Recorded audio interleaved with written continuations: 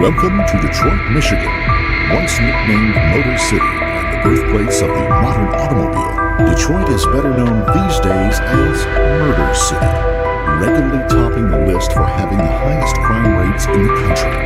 While a major regeneration of the city's downtown area is now underway, the glow of renewal has yet to reach the city's derelict east side neighborhoods, where shootings, break-ins, and assaults are just a part of daily life.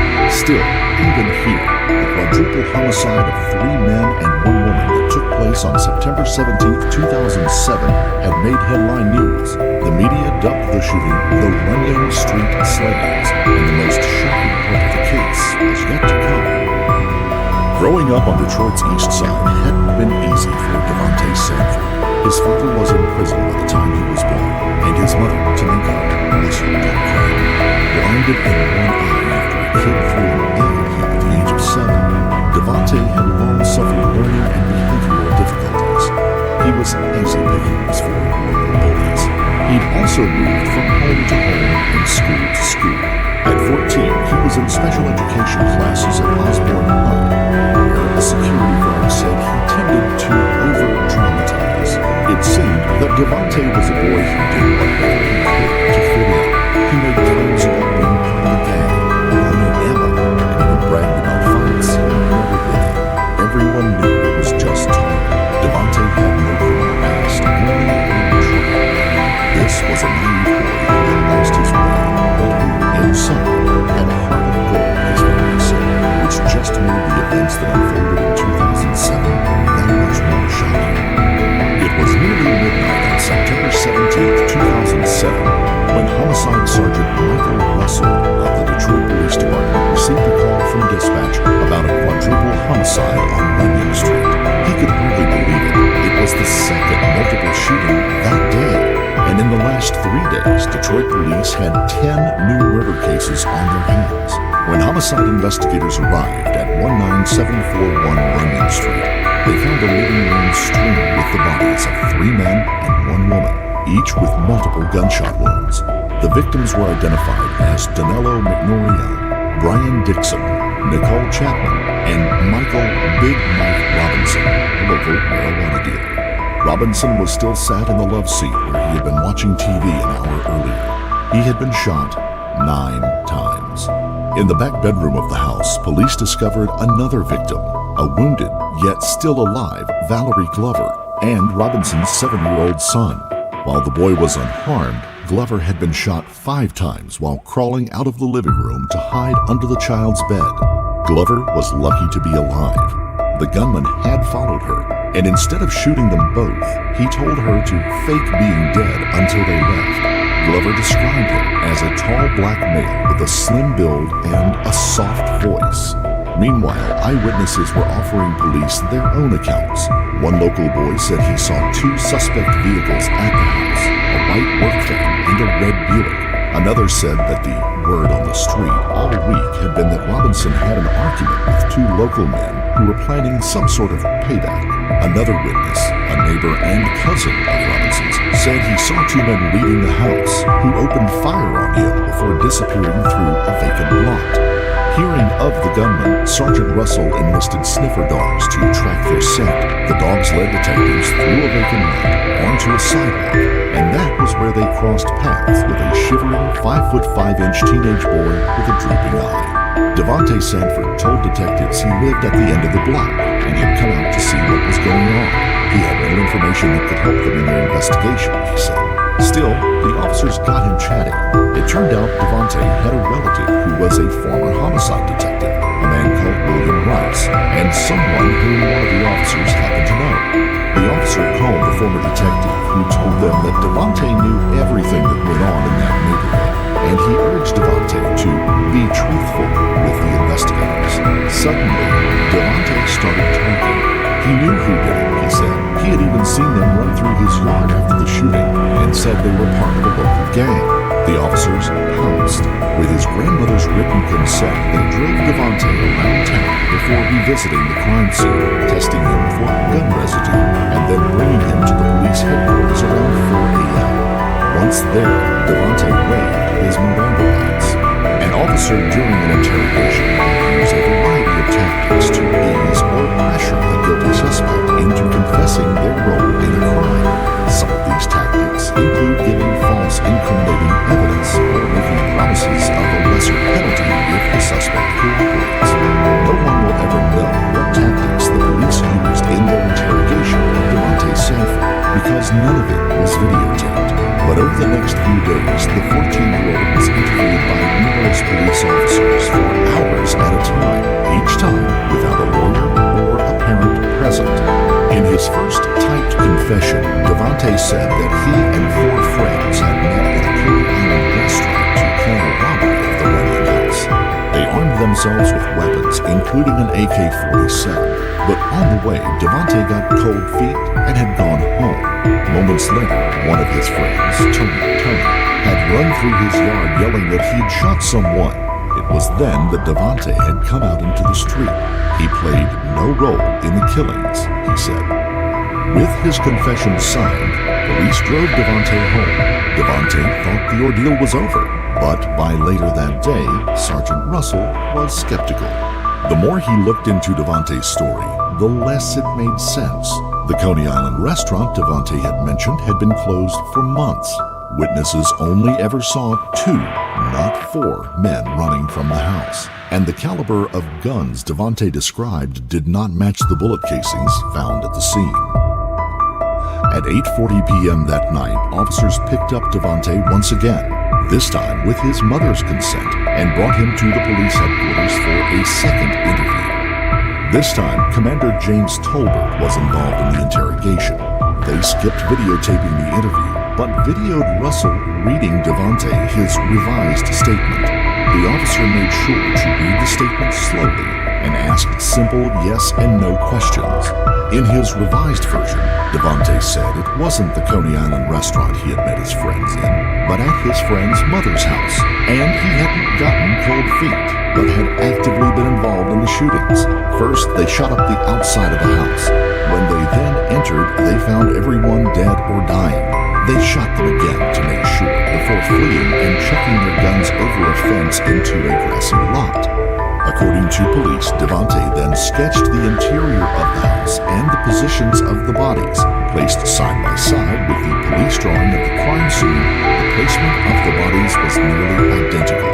That was information only the killer could have known. And yet, problems with his story continued to arise. Each of his supposed accomplices had rock-solid alibis. No weapons were recovered from the area Davontae had indicated. There was, however, one new piece of evidence that suggested guilt. While the gun residue test of Davontae's hands had come back negative, the trousers that Sergeant Russell had retrieved from the house had tested positive. Davontae was interviewed for a 3rd time. This time, his story included the van that one of the witnesses spotted outside of the house. He changed his description of the weapons to match those of the casings found at the crime scene. Instead of his friends, he shifted the blame to his 3 cousins. In one final version offered during a pre-sentence interrogation interview, Davontae then denied it all. It wasn't me from the beginning anyway. It was my cousin. I told the police I didn't shoot one time because I was scared. I walked in the door and saw the bodies and got scared. Later, Davontae Sanford told a journalist from the New York Post that it wasn't until his arraignment that he fully understood the implications of his confessions. That's when it really kicked in, he said. They're serious. Davontae's bench trial lasted less than 2 days and was held on March 17th and 18th, 2008. Wayne County prosecutor Kim Burley led the case against Davontae, which rested largely on statements he had made to the police, despite the fact that Davontae now claimed those statements were false. Davontae's attorney, Robert Slameka, now stepped in. His only hope of getting out of jail, Slameka said, was to plead guilty and accept a plea deal. Davontae's mother, Tamika, recalled that Slameka told them there was too much evidence against him. If he didn't accept the plea deal, he'd never see sunlight again. The prosecution presented just 3 witnesses: Sergeant Michael Russell, a neighbor who had seen the 2 gunmen, and Valerie Glover, the woman who had survived the shootings. Glover testified that Davontae's voice sounded like the one she had heard from under the bed.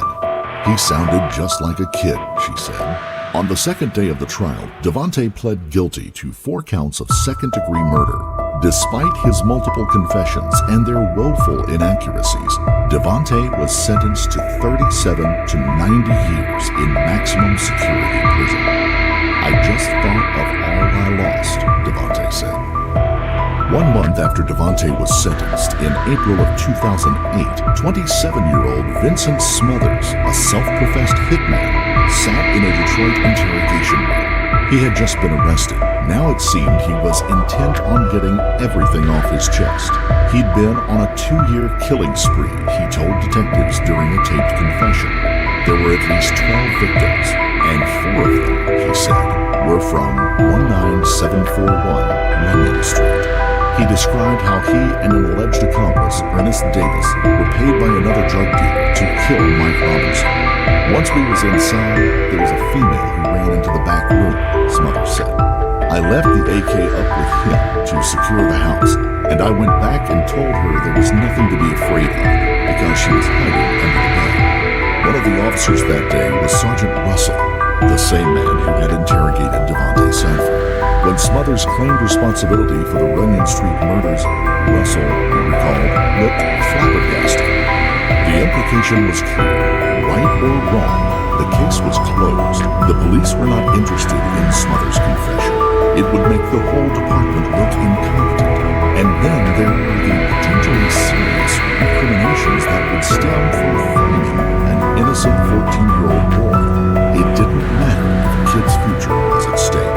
This was a can of worms they were not prepared to open.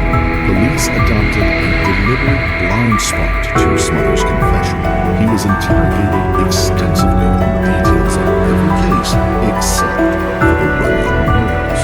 Within months of Sanford's conviction, the State Appellate Defender's Office took up Davontae's case and assigned him a new appellate attorney by the name of Kim McGinnis. It was just the start of multiple appeals that were set to span the next 7 years. During those years, Davontae Sanford spent most of his time in solitary confinement. As a young man with learning difficulties and the emotional intelligence of a much younger boy, much of this was for his own protection from other inmates. Later, he would describe the torment of the experience of being locked in a cell, alone, for 18 to 23 hours a day, for years. "What do you expect to come out of that?" he said. "It's going to be a monster." Even the public were enraged by the lack of evidence in the conviction of the 14-year-old boy. McGinnis filed a motion to withdraw Sanford's guilty plea in the fall of 2008, arguing that his confession and guilty plea were the result of police coercion, bad advice from a bad lawyer, and immaturity. Davontae Sanford had been poorly represented by his lawyer, Slamecka, she argued, a man with a checkered career that included 17 reprimands for failing to provide adequate defense to his clients. Slamecka didn't try to get Davontae's statements thrown out, despite having valid reasons for doing so. He never cross-examined Sergeant Russell. Sergeant Mike Russell's handling of the case was also criticized heavily. He had interviewed Davontae twice without videotaping it. He failed to read him his Miranda rights until after he had made his confession, and did not notify his mother that she had the right to be there with him. As for Davontae Sanford's confession, it was inconsistent, factually flawed, taken without a parent or an attorney present, and one that he said he was coerced into giving. Davontae had been shown the pictures of the bodies, he said, and in the end he made something up, expecting to be allowed to go home. Meanwhile, no one told McGinnis of Smothers' confession. She learned of it on a local news broadcast in late 2008. She filed a new motion that included the confession. Soon afterwards, Smothers and Davontae met by chance in the bullpen. Smothers allegedly told Davontae, "I'm the one who did the shooting on Runyon. You'll be going home soon. Don't worry about it." But during the Michigan Court of Appeals, Smothers refused to testify, pleading the Fifth. He was worried that naming his former associates would put him and his family in danger, he said. Later, when he agreed to testify, Judge Brian Sullivan, who had presided over Davontae's two-day trial, refused to allow him to do so. In 2012, Smothers submitted an affidavit that said Davontae Sanford was innocent. Sullivan denied the motion to withdraw the guilty plea. Meanwhile, more exonerating evidence emerged. Ballistics evidence showed the cartridge casings at the crime scene matched a .45 caliber linked to Smothers, and that the bullets at the scene had been fired from the same AK-47 used in another of Smothers' homicides. Regarding the gunshot residue on Davontae's trousers, it was revealed that he shared his closet with other teens, and Davontae's account scarcely matched the evidence of the scene, while Smothers matched it flawlessly. In April of 2015, the University of Michigan Innocence Clinic and the Northwestern University School of Law Center for Wrongful Convictions of Youth filed an effort to free Davontae Sanford, a motion for relief of judgment. The proceedings would go on for over a year. Their argument was that they had uncovered new evidence and information that was not available in 2007 or 2008, and which further implicated Smothers and cleared Davontae of the Runyon killings. The proceedings went on for more than 2 years, and with it emerged a picture of a police force rampant with misconduct practices and corruption. Commander James Tolbert, who testified that the drawing was done entirely in Sanford's own hand, admitted to detectives that he had drawn the map of the crime room himself.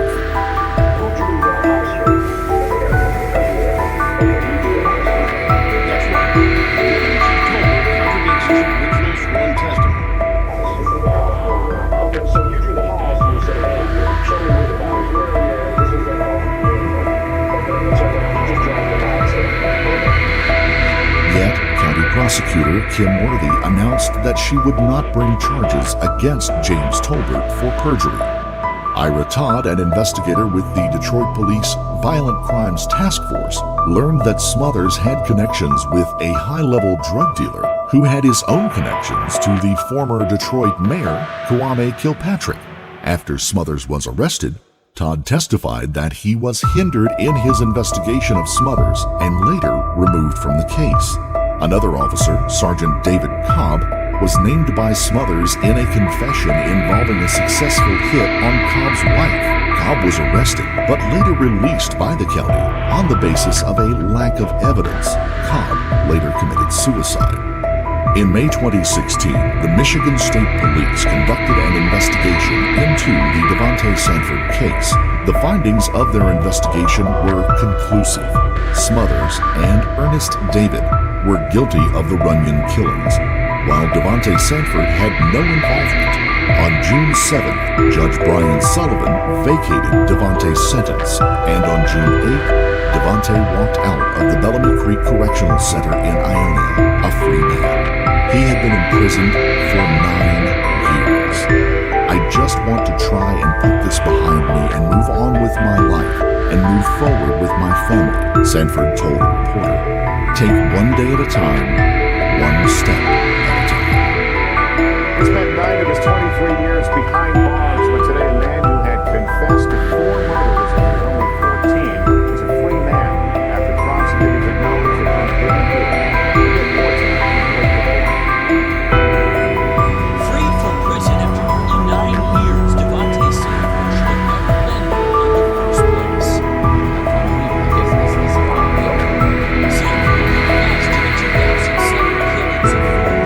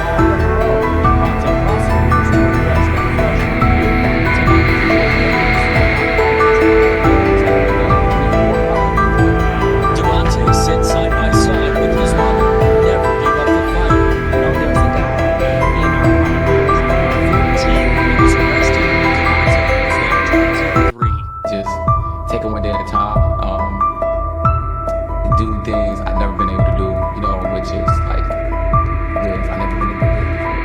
9 years lost, but tonight, a future gained. Blake McCoy, NBC News, Detroit, Michigan. Many people struggle to believe that people falsely confess, but over 250 false confessions have been documented and studied in the past 2 decades alone. Interrogations put people under extreme pressure and are often aimed at manipulating a suspect's perceptions of the benefits of confessing. A suspect will sometimes go along with the narrative simply to get some respite, or because they believe it is the best of several bad options. Those who are particularly vulnerable are the young, the mentally unstable or disabled, or the intoxicated. Recent studies have found that minors are 2 to 3 times more likely to confess falsely. Davontae's attorney believes his learning disability made him an easy target for a few rogue policemen who were desperate to close a high-profile case. And at the end of the day, he said what they wanted to hear, because he just wanted to go home. Upon his release, Davontae said that he had no hatred or anger in his heart. He had survived his years in solitary by devising plans for the future in which he would work to help juveniles. But 9 years of wrongful imprisonment can have an enduring and damaging effect on a person's psyche. And indeed, in 2018, Davontae was arrested for shooting off an assault rifle in a park, causing people to run for their lives. What damage did those years do to Davontae's mind, and what sort of person would he have been now had he not been brutalized by a corrupt judicial system for almost a decade? His mother, Davontae Sanford, puts it simply: going outside that night cost Davontae his life. It cost him his youth and his innocence. If you found this story compelling, don't forget to like the video, comment down below your take on it, and subscribe to the channel. Also, hit that notification bell in order to stay up to date each time we reveal a new shocking case. Until next time, stay safe